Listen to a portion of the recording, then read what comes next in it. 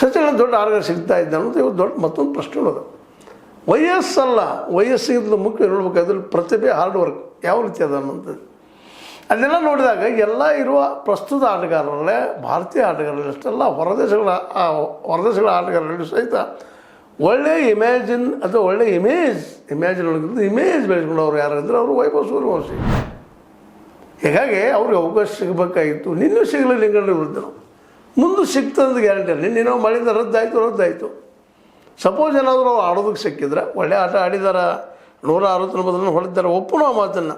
ಆದ್ರೆ ಇಲ್ಲೇ ಗೆಲ್ತಿದ್ರು ಸೋಲ್ತಿದ್ರು, ಮಳೆಯಿಂದ ರದ್ದಾಗಿದೆ ಆ ಮಾತು ಬೇರೆ.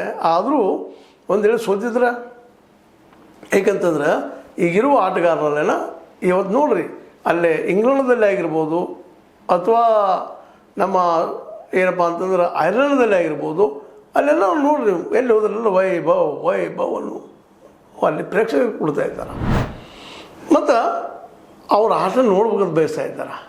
ಹೀಗಿದ್ದಾಗ ಅವರನ್ನು ಬಿಟ್ಟು ಆಡಿಸುವಂಥದ್ದು ಗಂಭೀರ ಅವರು ಇಡುತ್ತಿರುವಂಥ ಹೆಜ್ಜೆ ಏನು ಅಂತ.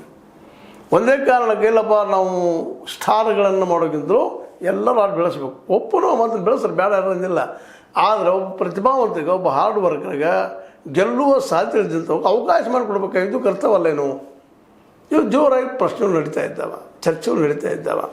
ಯಾಕಂದ್ರೆ ಅದರಲ್ಲೂ ಮುಖ್ಯವಾಗಿ ಈ ಕ್ಯಾಪ್ಟನ್ ಅಯ್ಯರ್ ಅವರು ಫೇಲ್ಯೂರ್ ಆಗ್ತಾ ಇದ್ದಾರೆ ಅನೇಕ ಕಡೆಗಳಲ್ಲಿ. ಒಳ್ಳೆಯ ಆಟಗಾರರು, ಅವ್ರು ಬೇಡ ತಾನು ಹೇಳಿಲ್ಲ. ಅದೇ ರೀತಿಯಾಗಿ ಅಭಿಷೇಕ್ ಶರ್ಮಾರವರಾಗಿರ್ಬೋದು, ಅವರು ಚೆನ್ನಾಗಿ ಆಡಿದ್ದಾರೆ. ಆದರೆ ಇನ್ನೂ ಹೆಚ್ಚಿನ ಆಟ ಇವ್ರನ್ನ ಬರ್ಬೋದಾಗಿತ್ತಲ್ಲ.